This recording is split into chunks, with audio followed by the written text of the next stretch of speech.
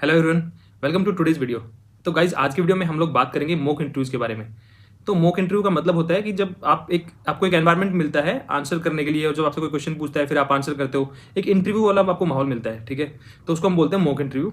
तो ये वाली वीडियो सबके लिए है। आप कोई भी टेक्नोलॉजी से रिलेट करते हैं, कोई भी आप टेक में हैं, कितना भी आपको एक्सपीरियंस है, आप फ्रेशर हैं, एक्सपीरियंस्ड है, या आप अभी स्टूडेंट हैं, आप कोई भी किसी भी लेवल पे हैं आप अपनी लर्निंग प्रोसेस में, तो ये वीडियो आपके लिए बहुत ज़्यादा जरूरी है। इसमें मैं आपको बताऊंगा कि आपको मॉक इंटरव्यू कैसे करना है फ्री में। ठीक है, तो जब भी हम कोई चीज़ सीखते हैं तो हम कैसे सीखते हैं उसको, हम उसका एक टॉपिक्स लेते हैं, उठाते हैं, या कोई कोर्स हमने परचेज किया तो हम वो सारा पढ़ लेते हैं। ठीक है, बट वो पढ़ने के बाद ना हमें कॉन्फिडेंस नहीं आता कि हमें वो चीज़ आती है नहीं आती है। ठीक है, ये चीज़ हमें सिर्फ इंटरव्यू देने से ही पता चलती है कि हमें वो चीज़ आई है नहीं आई है।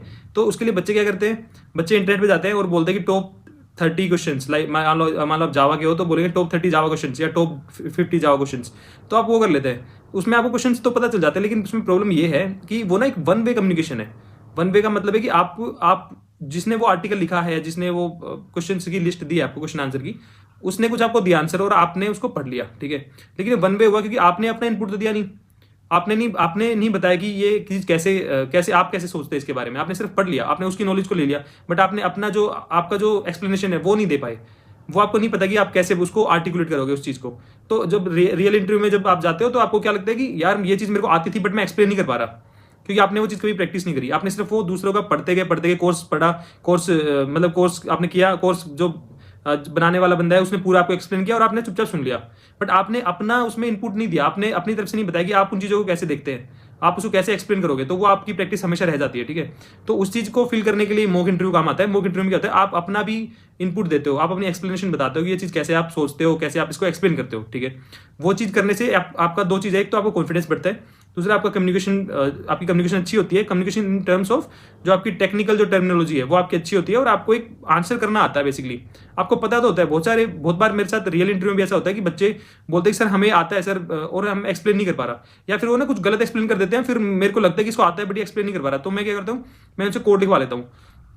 तो मुझे समझ आता है कि इसको आता है बट ये एक्सप्लेन नहीं कर पा रहा। तो ये बहुत बार होता है बच्चों के साथ कि वो एक्सप्लेन नहीं कर पाते। तो उसकी प्रैक्टिस के लिए ही मॉक इंटरव्यू काम आता है। मॉक इंटरव्यू में जब आप एक्सप्लेन करते हो आपको चीजें और क्लियर होती है। फिर आपको ये भी लगता है कि दूसरे का जब आपको फीडबैक मिलता है दूसरे बंदे से, तब ये रियलाइज होता है कि यार हाँ ये चीज तो, जब आप दूसरे का इंटरव्यू जब इंटरव्यू का आपको फीडबैक मिलता है तब आपको लगता है हाँ यार ये चीज़ मैंने मिस कर दी, ये पॉइंट मैंने और बोला था, और ये वाली चीज़ मैंने सही बोली, ये मैंने चीज़ गलत बोली। तो आपको एक फीडबैक मिलता है, आप फिर उसमें इंप्रूव करते हो। तो ऐसे ही चीज़ें इंप्रूव होती है। नहीं तो आप क्या करोगे, आइसोलेशन में एक ही चीज़ को बार बार पढ़ते रहोगे और आप इंप्रूव नहीं कर पाओगे, कभी भी आपका लेवल वही रहेगा, लेवल अप नहीं कर पाओगे। ठीक है, तो इसी चीज़ के लिए इंटरव्यू बहुत जरूरी है, मॉक इंटरव्यू। तो आज मैं जो आपको टेक्निक बताऊंगा वो मॉक इंटरव्यू आप कर सकते हो, वो भी फ्री में, किसी भी एक्सपीरियंस लेवल पे आप कर सकते हो। और आप किसी भी टेक के लिए कर सकते हो मॉक इंटरव्यू। आप सारे इंटरव्यू फ्री में कर सकते हो, किसी भी टाइम कर सकते हो। आपका रात में मन किया मॉक इंटरव्यू देने का तो रात में दे सकते हो। ठीक है, तो आपको टेक्निक बताऊंगा। अगर आप किसी बड़े इंटरव्यूअर के पास, मतलब किसी प्रोफेशनल के पास जाओगे तो आपसे 1,000, 500 रुपये, 1,500 रुपये जो भी फीस होती है वो फीस लेगा मॉक इंटरव्यू की। ठीक है, लेकिन आपको मैं फ्री की टेक्निक बताता हूँ, और वो फ्री की टेक्निक है चैट जीपीटी। ठीक है, अब चैट जीपीटी से जो सही तरीका होता है मॉक इंटरव्यू करने का वो मैं आपको बताऊंगा। मैं आपको करके दिखाऊंगा एक मॉक इंटरव्यू, मैं रिएक्ट जेएस के लिए करके दिखाऊंगा, लेकिन आप किसी भी टेक के लिए कर सकते हो। मैं आपको सिर्फ टेक्निक बताऊंगा कि आप उस इंटरव्यू को कैसे कंडक्ट कर सकते हो और उससे कैसे आप बेस्ट रिजल्ट निकाल सकते हो। ठीक है, तो मैं आपको अभी लैपटॉप स्क्रीन पे लेके चलता हूँ और आपको एक्सप्लेन करूंगा कि कैसे मैं मॉक इंटरव्यू देता हूँ चैट जीपीटी के साथ में। आपको पूरा ऑब्जर्व करना और उससे सीखना, और आप भी प्रैक्टिस करना वैसे ही इंटरव्यू देने की। ठीक है, चलिए मैं लेके चलता हूँ आपको लैपटॉप स्क्रीन पे। तो गाइस अभी मैं आपको दिखाता हूँ कि हम लोग कैसे मॉक इंटरव्यू कर सकते हैं। मैं यहाँ पे रिएक्ट का एग्जांपल लूँगा, लेकिन आप कोई भी टेक्नोलॉजी के साथ ये मॉक इंटरव्यू कर सकते हैं चैट जीपीटी के साथ। ठीक है, तो ये मेरी चैट जीपीटी है, और मैं इसको समझाऊंगा कि इंटरव्यू हम कैसे कंडक्ट करेंगे, उसके बाद ये वैसे ही कंडक्ट करेगा। ठीक है, तो इसको मैं बताता हूँ कि let's do a react JS interview, mock interview बोल देते हैं, mock interview. You will ask me A question and I will answer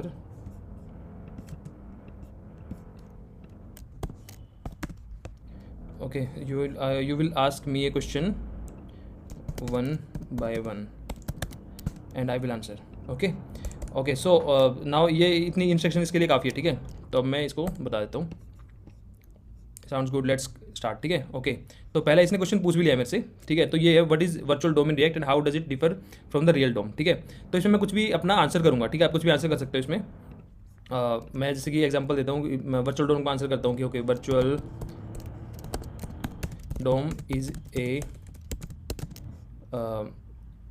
in memory representation of real DOM. ठीक है, इतना ही आंसर करता हूँ। आप कुछ भी आंसर कर सकते हो, जो भी मतलब आपको लग रहा है। पूरा अब मैं डिटेल में पूरा नहीं लिख के दिखाऊंगा, तो मैंने जैसे आंसर कर दिया इसको। ठीक है, अब ये मेरे को बताएगा कैसा आंसर मेरा। That is correct, the virtual DOM is light weight copy of actual DOM that reacts. ये सब पूरा एक्सप्लेन कर दिया। तो अगर आपने जैसे कोई आंसर किया यहाँ पे, उसका उसने पूरा आपको रियल जो आपको फीडबैक भी दे दिया कि आपने कुछ अगर पॉइंट मिस किया है तो आपको उसका क्या आंसर देना चाहिए था।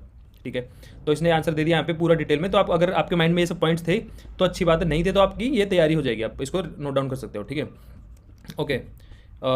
Can you explain the life cycle methods in a React class component, what are the main phase. ठीक है, ओके। तो अब जैसे ये इसने पूछ लिया, मे भी आप लोग फंक्शनल कंपोनेंट करते हो, पर मैंने क्योंकि क्लास कंपोनेंट पे भी काम किया तो I can answer this question. Otherwise आप बोल सकते हो कि मैंने रिएक्ट बेस पे क्लास बेस पे काम नहीं किया। तो मैं एक दो देता हूँ इसको। कंपोनेंट मेरे को याद है क्योंकि पहले मैंने किया हुआ काम इस पर। कंपोनेंट डिड माउंट होता था एक। ठीक है, डिराइव्ड स्टेट फ्रॉम प्रोप्स होता था।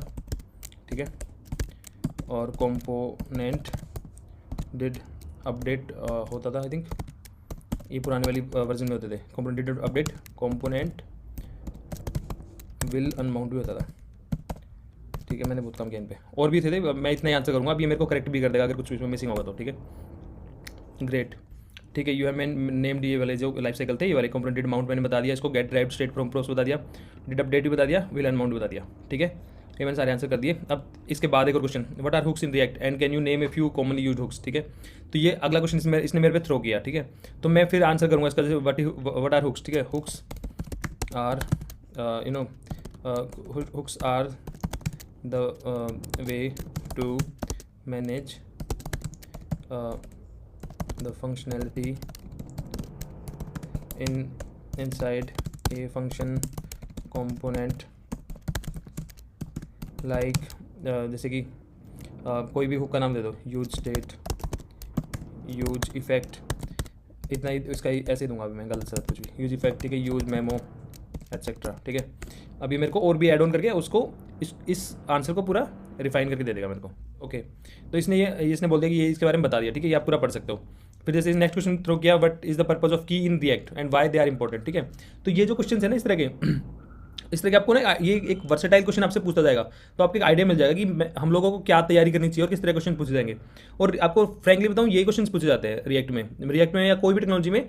और आप इसको बोलोगे ना कि टफनेस बढ़ा दे, तो टफनेस भी बढ़ा देगा उसकी। अगर मैं इसको बोलूँगा कि मेरे को और टफ चाहिए क्वेश्चन, और टफ क्वेश्चन देगा, तो इस तरह आप जो लेवल अगर करते जाओगे ना, तो वो और टफ क्वेश्चन भी देता जाएगा आपको। तो ये बहुत अच्छी प्रैक्टिस करने की टूल है। जैसे की क्या है कि should be unique for each iterated value DOM element in an array from an array. गलत लिख रहा हूँ मैं कभी ऐसे करके। ठीक है, दैट्स करेक्ट। की आइडेंटिफाई करती है जो कि यूनिक डोम जो एलिमेंट बनाते हैं उनको, उनकी यूनिकनेस को डिफाइन करती है की। तो यूनिक की शुड बी यूनिक। ठीक है, what is the difference between control and uncontrol component. अब ये बता सकते हैं। तो आप इस तरह, ये एग्जाम्पल था सिर्फ, कि मैं सारा आंसर नहीं करूँगा। तो ये आप देख सकते हो कि इस तरह करके ना हमने धीरे धीरे करके सारे हमें क्वेश्चंस पता चल जाएंगे। अगर आप इससे आधे घंटे इस तरह करोगे ना इंटरव्यू, आप डेली की प्रैक्टिस बना लो कि मेरे को 1 घंटे इस पर देना है।